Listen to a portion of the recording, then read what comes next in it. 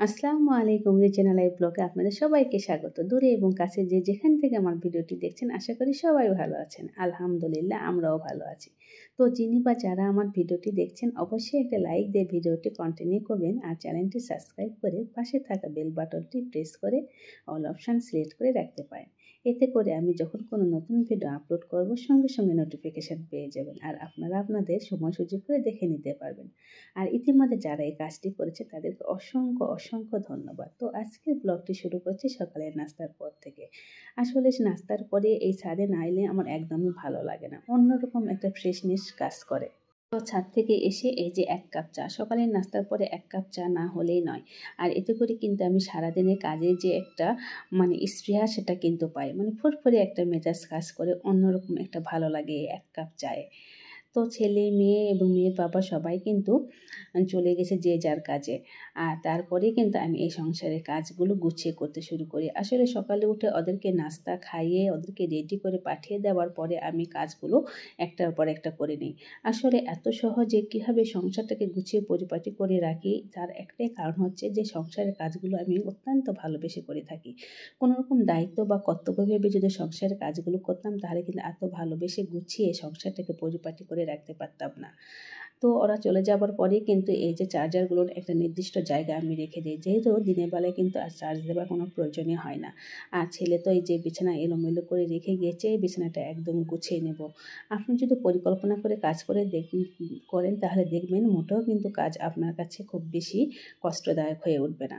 কোনটার পর কোন কাজটা করবেন তা আগে থেকে পরিকল্পনা করে রাখবেন। আর কখনোই সংসারের কাজগুলোকে বোঝা মনে না করে ভালোবেসে করুন, দেখবেন সংসার কত সুন্দর পরিপাটি গোছানো থাকবে এবং কাজগুলো কিন্তু খুব ঝটপট হয়ে যাবে। সংসারে কাজগুলো করাতে একটা অন্যরকম আনন্দ আছে। আর এই যে ঝাড়ু দেবার আগে কিন্তু যে কাজটা আমি সবসময় করি, মেন গেটের বাইরে ছিঁড়ি যে জায়গাটা, এই জায়গাটা কিন্তু আমি সবার আগে ঝাড়ু দিয়ে নিই। কারণ এই জায়গাটা নোংরা থাকলে দেখতে যেমন খারাপ লাগে, ঘরে কিন্তু ধুলাবালি আসে। তো এই জায়গাটা পরিষ্কার করার পরেই কিন্তু আমি ভিতরের রুমগুলো সব ঝাড়ু দিয়ে নিই। আসলে আমি কিন্তু সকালবেলা জয়দেব বাবা অফিসে যাওয়ার আগে একবার হালকা করে ঝাড়ু দিই। আমার দাদি নানি সবসময় বলতেন যে পুরুষ মানুষ সকালে বেরিয়ে যাওয়ার আগে বাসি ঘর ঝাড়ু দিতে হয়। এটা কুসংস্কার কিনা জানি না, তবে আমি এটা করে থাকি। তো ওরা চলে যাবার পর ওদেরকে নাস্তা খাইয়ে স্কুল অফিসে চলে যাওয়ার পরে কিন্তু আমি খুব সুন্দর করে আবার পুরো বাসাটা খুব ভালো করে ঝাড়ু দিয়ে নিই। আসলে সংসারে যে কর্নারেই তাকাই না কেন একটা ভালো লাগা যেন কাজ করে, একটা পরিষ্কার পরিচ্ছন্নতা পরিপাটি সংসার সব মেয়েরাই চায়, কিন্তু এর পিছনে কিন্তু অনেকটাই ভালোবাসা থাকতে হবে।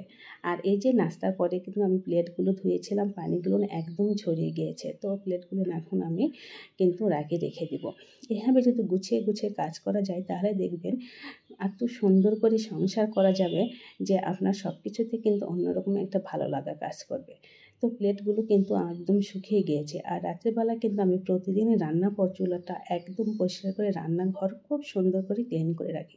এতে করে সকালে উঠে কিন্তু একদম ঝকঝকে তকতকে রান্নাঘর দেখতে যেমন ভালো লাগে, একটা প্রশান্তিও কাজ করে আর কাজ করতেও কিন্তু অন্যরকম একটা আনন্দ লাগে। আর রাত্রেবেলা ঘুমানোর আগে ফিল্টারে আমি পানি দিয়ে রাখি, সকালে উঠে কিন্তু এই যে বোতলগুলো ভরিয়ে নিয়েছি।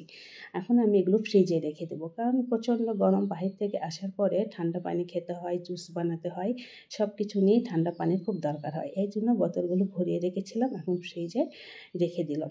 আসলে একটা পর একটা পরিকল্পনা করে কাজ করে নিলে কিন্তু কোনো কিছুই না। আর রাতে ঘুমানোর আগেও কিন্তু আমি বেসনটা পরিষ্কার করে রাখি সবাই ব্যবহার করার পর। আর সকালবেলা এই যে যেহেতু সবাই ব্যবহার করেছে, এখন হালকা করে আরেকটু পরিষ্কার করে নেব। এতে করে সারাদিন আর কখনোই হাত দিতে হবে না, দুবেলা হাত দিলেই যথেষ্ট। এই তো ঝকঝকে তকতকে বেছিয়ে চোখ মুখ ধুতে এবং হাত ধুতে কিন্তু ভীষণ ভালো লাগে। আসলে প্রত্যেকটা কাজই যদি গুছিয়ে করা যায় তাহলে দেখবেন খুব সুন্দর লাগে চারপাশটাই তাকাতে। আর এই যে কাজের মাঝে মাঝে কিন্তু আমি আবার এই যে চাউলটাও ধুয়ে রেখে দিয়েছি, রাইস কুকারে বসিয়ে দিব। আর এর ফাঁকে কিন্তু আমি তরকারিটা বসিয়ে দিব।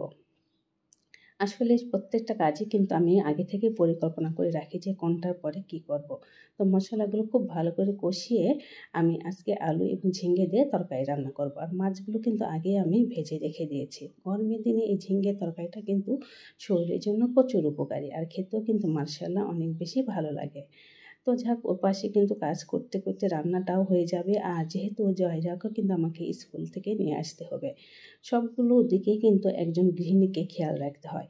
শুধু সংসার পরিপাটি করে গুছিয়ে রাখাটাই কিন্তু আমার কাজ নয়, এছাড়াও কিন্তু আমার অনেকগুলো গাছ আছে মাশাআল্লাহ, সেগুলোও পরিচর্যা করতে হয়। এছাড়াও কিন্তু আমার 3টে মুরগির ছানা আছে, সেগুলোকেও কিন্তু দেখভাল করতে হয়।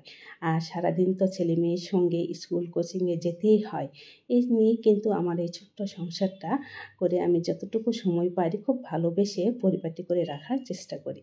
এই যে তরকারিগুলো মাশাআল্লাহ কষিয়ে এখানে কিন্তু এখন আমি টমেটো মাছ দিয়ে ঝোল দিয়ে বসিয়ে দেব। টমেটো আসলে আমি সব তরকারিতে খেতেই পছন্দ করি, আর সেই জন্য ম্যাক্সিমাম তরকারিতে কিন্তু আমি টমেটোটা দিয়ে থাকি, বিশেষ করে মাছের তরকারিতে। সংসারের কাজগুলো কিন্তু আমি কখনোই শুধু দায়িত্ব নয়, কর্তব্য নয়, ভালোবাসে করি বলেই সংসারটাকে কিন্তু এতটা সুন্দর করে সাজিয়ে গুছিয়ে রাখতে পেরেছি। আসলে সংসারটা হচ্ছে অন্যরকম একটা ভালো লাগা মায়ার জায়গায়। এখানে যতটাই ভালোবাসবেন ততটাই কিন্তু আপনার মায়ায় জড়িয়ে পড়বেন। আর এই মায়া কিন্তু একদমই অন্যরকম মায়া। তো সব মিলিয়ে কিন্তু আপনাদের দয়ায় মাশাআল্লাহ খুব ভালো করে সংসারটা করতে পারছি, এটাই কিন্তু আলহামদুলিল্লাহ। আর এই যে আমি কিন্তু ভেন্ডি ভাজিতে উঠিয়ে দিয়েছি। ভেন্ডি ভাজিতে যে একটি আঠালো আঠালো ভাব থাকে, এটা কিন্তু মাত্র কয়েক ফোঁটা লেবুর রস দিলে এই আঠালো ভাবটা একদমই থাকে না। আর এই আঠালো ভাবের জন্য কিন্তু অনেকেই ভেন্ডি ভাজি খেতে চায় না। তো আমার ছেলে মেয়ে কিন্তু একদমই আঠালো ভাবটা পছন্দ করে না, সেই জন্য আমি সবসময় এই টিপসটি ফলো করি। ভেন্ডি ভাজার সময় কয়েক ফোঁটা লেবুর রস দিয়ে দিই, এতে করে যে আঠালো বা চিটচিটে ভাব সেটা কিন্তু একদমই থাকে না, একবারে খুব সুন্দর ঝরঝরে হয়ে যায়। তো যাই হোক, সব মিলে কিন্তু একজন গৃহিণীকে অনেকটা বুদ্ধিমতী হতে হবে এবং সংসারের প্রতি তার অন্যরকম ভালোবাসা থাকতে হবে। তাহলে দেখবেন সংসারে যতই কাজ থাক কেন একটুও কিন্তু কষ্ট মনে হবে না। তারপরে কিন্তু এই তো চলে এসেছি ছাদে ছানা দুটোকে খেতে দিতে। আর আরেকটা ছানা কিন্তু নিচে রেখে এসেছি। যাই হোক, ছানা দুটো মাশাআল্লাহ আপনাদের দয়ায় কিন্তু অনেক বড় হয়েছে। তো সব কিছু সামলিয়ে মাকে কিন্তু চারদিকে চলতে হয়। আর এই রান্নাগুলো মোটামুটি দুপুরের মতো করে নিয়েছি, এদের খাইয়ে দিয়ে কিন্তু আবার মেয়েকে নিতে যাব। আর কিছু তরমুজ কেটে রাখলাম, যেন ঠান্ডা ঠান্ডা ফল বাচ্চারা বাইরে থেকে এসে খেতে পারলে কিন্তু মাশাআল্লাহ ভালোই লাগে। তো সবাই ভালো থাকবেন, আজ এখানেই বিদায় নিচ্ছি। আল্লাহ হাফেজ।